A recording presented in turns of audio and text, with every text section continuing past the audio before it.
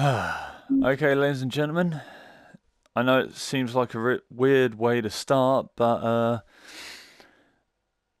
I wasn't originally going to do a video because I saw basically someone on one of the community pages, well, it was specifically someone that I was talking to on Without Parole Gamecats, Gamecast? I don't know, I've been drinking. Uh, they were talking about this game, ATV Drift and Tricks, just came out yesterday. And I didn't notice it because it isn't in the VR section of the UK store. It was in just like the all games section, which I'll also have a rant about later. As one does when they drink, they usually rant about stuff. So I was like, it got me intrigued. I saw the trailer for it when I went to the PlayStation store and I thought, $15.99. I'll give it a shot, see what it's like VR wise. But I'm not just going to talk about the VR state of it. I'm going to talk about the other state of it, the non-VR side. But first things first, I want to bring up controls because if you can see up there, brake, reverse, and drift is one button. Change camera, that's for non-VR mode. In VR mode, you're just in first person. Accelerate, obviously. Horn, R1. Trick, display, front distance from opponents, don't really need to go into. Wheelie, hold, swerve, not use swerve, will not use it yet, don't know why. Provocation, not use that either. Vibration intensity is up to max as default. The one thing that I'm not a fan of, brake, reverse and drift. In most racing games you just have like the brake and reverse as L2 or left trigger if you're on Xbox. And the emergency brake and drift button is usually X or on Xbox A. So, and there's no way to customize your control scheme. This is what you are with. Yeah, this is going to be a bit of a review because I played it a bit earlier today, but I wasn't really going to do a video. I was just going to let that other person on the community page know what I thought of the game because I wasn't originally going to do many videos this week, to be honest, anyway, because needed to get a skip because I've had to clear a lot of stuff out of the house. Came up with a new slogan called Therapeutic Destruction, where everything that needed to be broken down and demolished, you just take a sledgehammer to, and it's good for stress relief. It's good just to let out some angst. It's really fun. I recommend it. But yeah, so I am going to be doing. You're going to watch me play Hot Lap, which is one of the only two parts of the game you can play in VR mode. Season, can't play in VR. Single race, you can't play in VR. Multiplayer, can't play in VR. Local split screen, obviously you can't play in VR. Don't think you can connect two VR headsets to a PlayStation, can you? If you can, someone please let me know. And even in quick race, there's two of them you can't. There's single race and there's championship. They're non-VR. You just got time attack and hot lap for VR. That's it. And originally, like I said earlier, I wasn't really gonna do a video. I didn't even know this game was gonna have VR compatibility because the UK store, the UK PlayStation Network store, doesn't have. It isn't working properly. It hasn't for a while. There's been a lot of VR games or VR compatible games that don't appear in the PSVR section. You just got to go to all games, filter it from newest first, scroll down and see what is there. They don't show everything that is VR compatible or VR required on the VR section. So Sony, get your shit together there, son. And so yeah, this is going to be a bit of a review while I do a few laps around because, as you saw, it just started me off straight off the bat going over a ramp and we're just about to land. That is because when you start the game, whether you have the VR headset on already or not, when you start your time attack mode, or when you start your hot lap mode, it then gives up that display where it's like, oh, check everything is all clear, and then it shows you the picture of you with the visor on, saying, hey, do you want to recalibrate? And then it just cuts straight to the race. You do not get a second's notice after that. It just jumps you straight in. And then after you have either finished the time attack, which is 3 laps, or when you quit out of hot lap, when you quit out of that, it just cuts off the VR mode completely.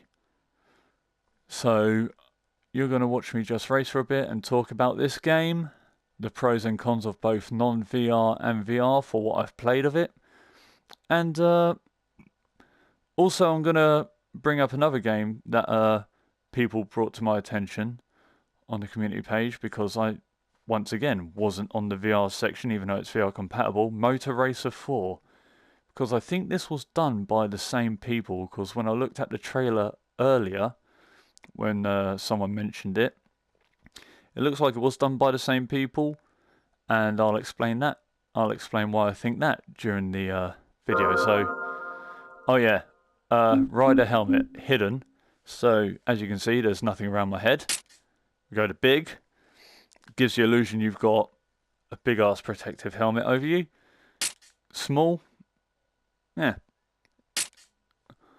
Hidden. So, I never actually checked this, so let's have a look. Riding techniques, landing swerve. Oh, so this is just all this. Alright, yeah, okay. Got ya. Alright, without further ado, let's go.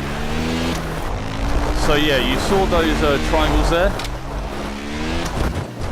Oh, I've gone off map.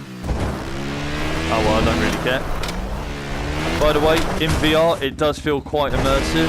You do feel like you're being thrown around a bit. I went too early there, so that screwed me over.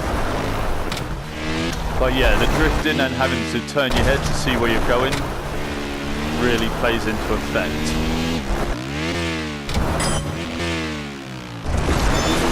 See? Woo! The jumping feels good when you go over a ramp and land. That feels pretty nice. Oh.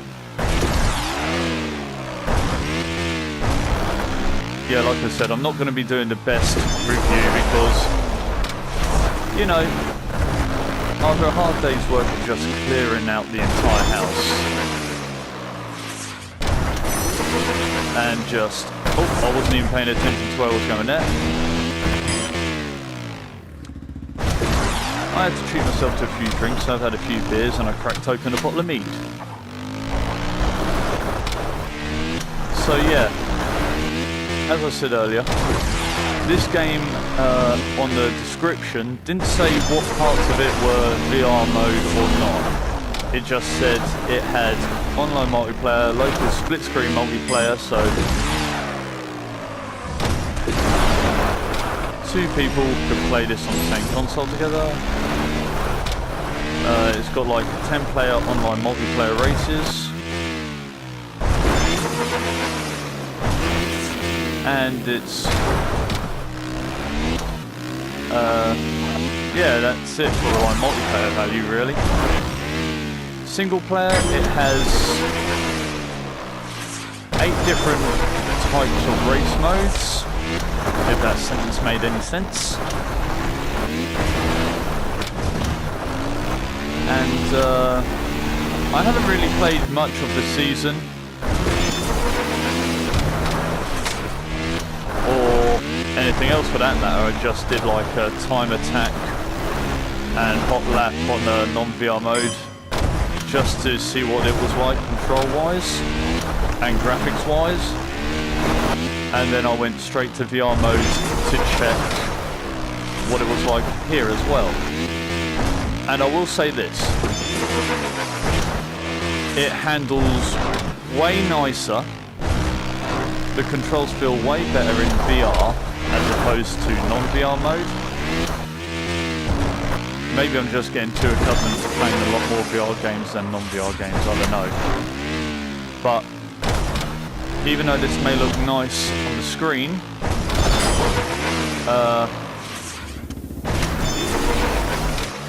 non-VR mode graphically looks way better than this. By at least 3 times the amount. So VR mode controls better, even though unfortunately it's only available for time attack and hot lap. And non-VR mode just graphically looks better all over. So yeah, was there anything else I was going to bring up? But when the game is only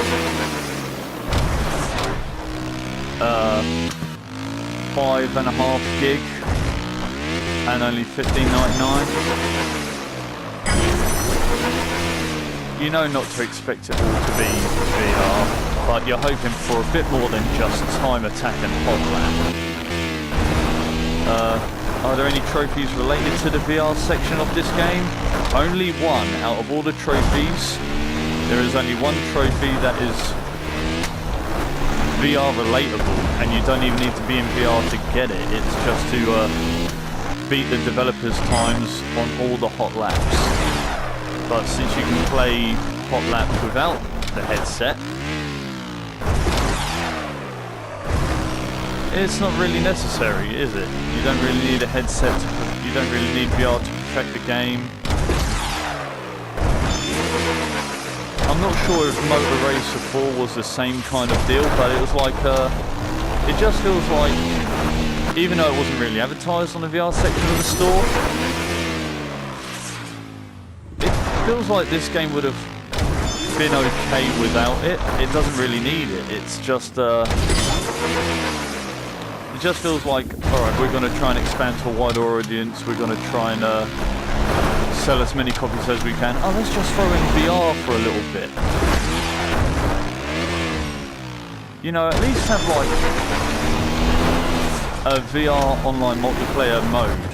Oh, I just straight off, there we go.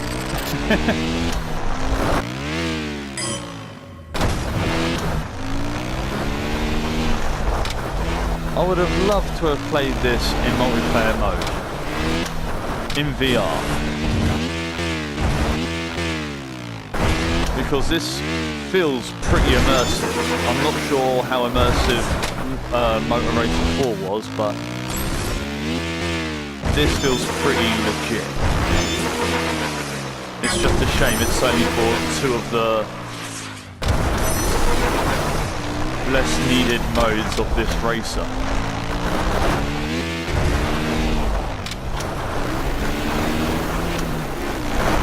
That felt smooth. Whenever you actually get a decent drift, it feels really nice and rewarding. It really does.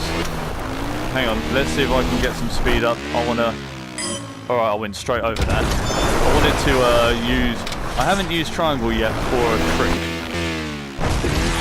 Alright, I adjusted there and nothing seemed to have happened. Oh, I hit, no, there I go, to my timely death. Oh, I saw... Oh, what the hell? So, it seems the only trick I have at the moment is where I just let go of the handlebars.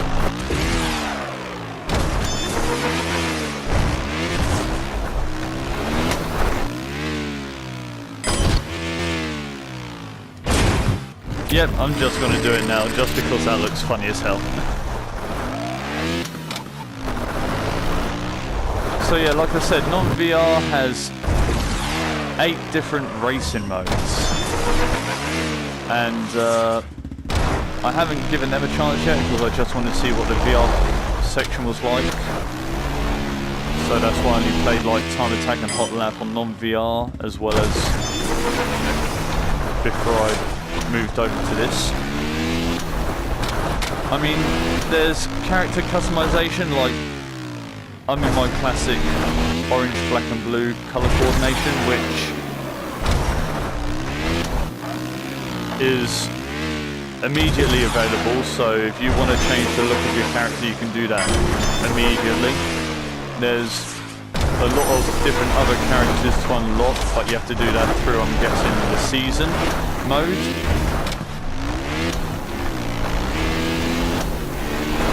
What else is there to say? I've covered the pros and cons of both what VR and non-VR have. How I think that games that just use the term VR compatibility when it doesn't really give you much in terms of what you can do with VR, it just feels like a cash-in, to be honest. It's like that fucking, what was it? The Star Wars VR moment. Even though it was free, you could complete that in about 20 minutes.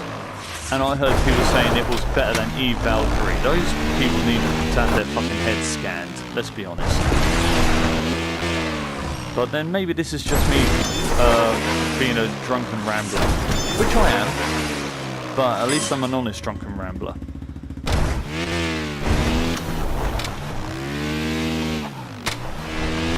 So yeah, oh, alright, kill myself again. That's a nice way to spawn though. Is there anything else I want to bring up during this video? Have I covered everything? Yeah, if someone in the comments could let me know what Motor Racer 4 was like, because I'm not going to pay 35 quid for a game, a motorbike racer, that is VR quote unquote compatible, yet if it only has like the same VR modes as this game does, because it looks like it was made by the same company, then I ain't invested in that. It wasn't even advertised as VR compatible here in the UK. It wasn't on sale during the 1 year anniversary over here in the UK. So I just unlocked a trophy. I don't know what the hell for. Because the only trophy there was to get, oh, it could be just like for spending so much airtime, so getting a certain speed. So there are other ones, but in all fairness, you don't need to protect this game with VR. It just feels pointless having VR in this game, to be honest. And I'm going to harp on that a lot during like the next couple of laps that I do. But yeah, being slightly drunk after just clearing out a load of shit from the house will do that to a human. You know, you've got to reward yourself. Nope, cut it a bit too early there.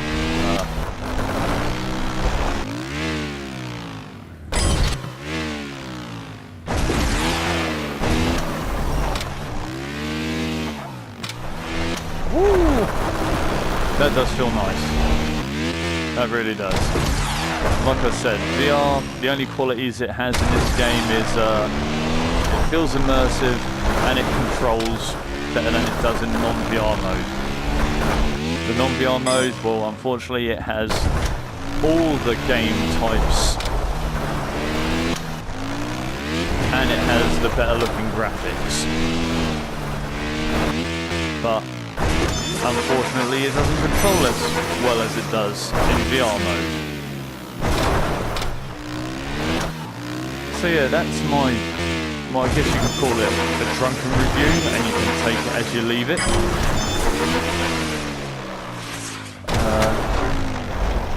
Sony, sort out why you have a problem with putting all the VR compatible games on the PSVR section in the European version of the store, please, for the love of Christ.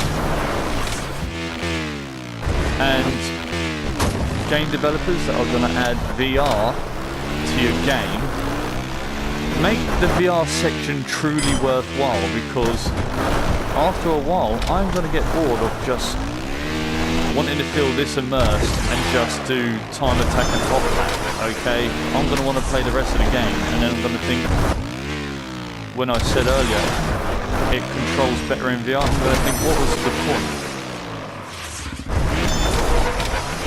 I really will. It's kind of like why people are having mixed reviews of GT Sport right now, because the demo didn't reveal any of the VR section, and when people finally got it, they were disappointed with how little VR had in. There's another trophy. How little VR had an impact on Gran Turismo. That's why I have not brought it.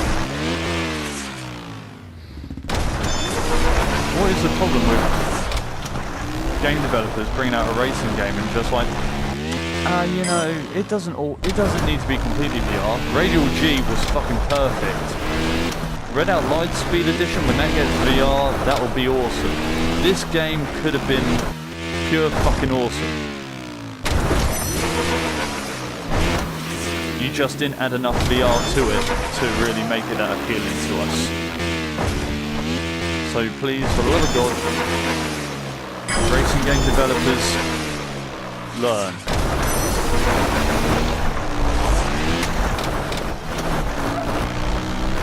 So other than just slagging off people that develop racing games and just try and cash in on the VR aspect that it can offer, but not actually giving us enough of it, is there anything I actually want right now? Well, we've got Doom VFR coming out soon, we've got Skyrim coming out soon, and that will be the day the world never sees me again, because I will just be locked in my house with my headset permanently attached to my dome, doing the Matt Bragg technique of becoming a god. And yeah, the world will never see me again there. Ah, that's one thing I would like to see happen, because we had Mortal Blitz and there is still no sign of episode 2, and rumour has it that episode 2 is never going to happen now. What do I think we should see? The Time Crisis collection and the House of the Dead collection. We need those in VR, because I got them when they were on PS3 with the Move controllers, and I actually found them enjoyable, believe it or not. I would love to see those games all in a VR collection. That would do, I believe that would do really fucking well.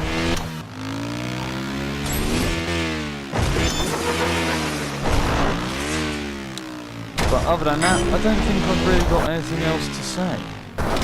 Or maybe I've just had too many drinks to remember. If I have, then considering how I was driving earlier in this game, I'm actually quite impressed. Kids, do not, no, I just screwed it up when I was being impressed myself. No, I recovered. Kids, don't drink and drive. Unless you're in VR, then absolutely go ahead, because then you can have fun like this. It's just a shame the rest of the game isn't that fun.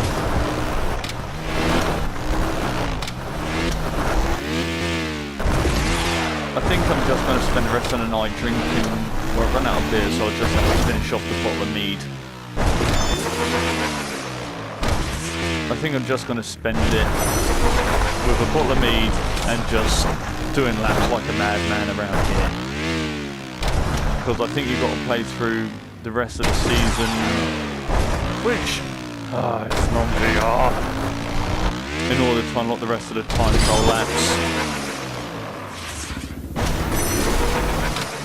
Oh, let's go off the edge for one last time. But yeah, that is my review slash drunken rant about this game and racers like it that just try and cash in on the VR aspect but don't really deliver. But if you don't have a VR headset, this game does have 8 different race modes, 2-player split screen. What else does it have? Online multiplayer. So, you know, for $15.99, you can't really go wrong. For VR players, I would honestly say unless they're going to bring out like any kind of patch or DLC to make more of the game VR compatible in the future, avoid. Oh, I just lost a bit of the bike there. Oh, so yeah, that's all I'm gonna end with. I know I'm probably gonna look back on this or get some comments. I'm gonna think, did I really just say that? Oh, I need a coffee and a bacon sarnie. But either way,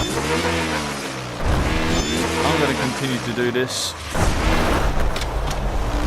And at least this is more fun than raw data is, I'll give it that. Because raw data still is broken as shit.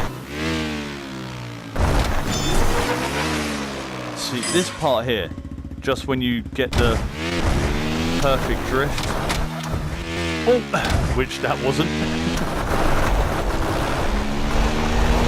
or when you hit a ramp spot on and you hit one of those boosts like that.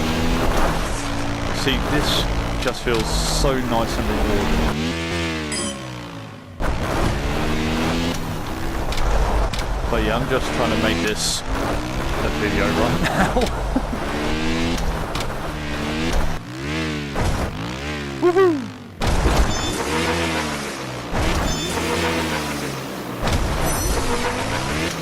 Oh, that felt nice. Giving me that warm, fuzzy, immersive feeling.